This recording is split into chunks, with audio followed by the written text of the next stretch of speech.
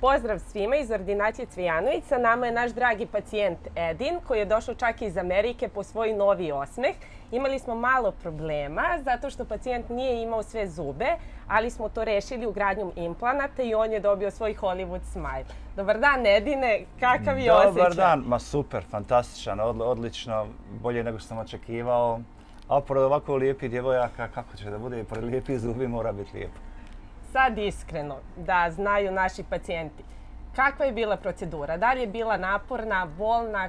Kako ste vi to doživjeli? Pa procedura je bila očekivana, normalno kad se ovakvi zahvati rade, da to mora da ide up and down, mislim, ali bolje nego što sam očekivao sam malo više da će to biti bolova, ali sve u svemu ja sam zadovoljan, pogotovo poslije ovog rada.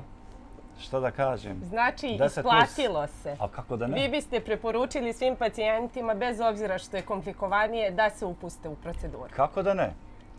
Samo izvolite, dođite, uvjerite se, nećete se pokajati.